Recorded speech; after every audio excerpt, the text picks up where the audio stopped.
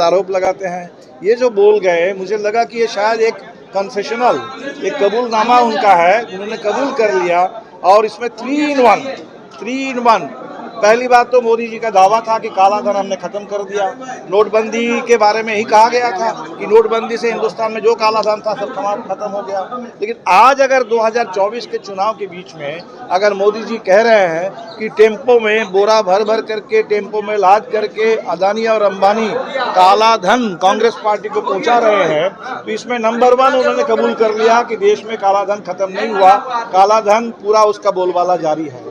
दूसरा, जब अदानी के बारे में दुनिया भर में सवाल उठा था कि अदानी के जो बिजनेस है वो फेयर नहीं है, उसमें बहुत सारे करप्शन है, तब मोदी जी ने कहा था कि अदानी जो है वो भारत के सम्मान है, भारत के प्राइड के प्रतीक है। और अदानी पर बोलने वाले, सवाल करने वाले, उनको संसद से बाहर किया गया और कहा गया कि ये लोग देशद्रोही है।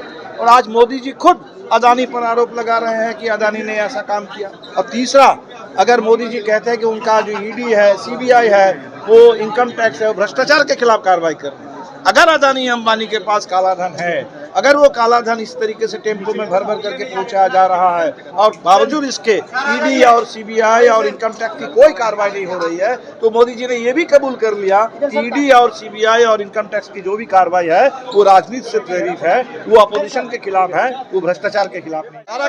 काराकाट में जबरदस्त लड़ाई है। काराकाट क्या, काराकाट, आरा, नालंदा, हर जगह नॉमिनेशन हो गया।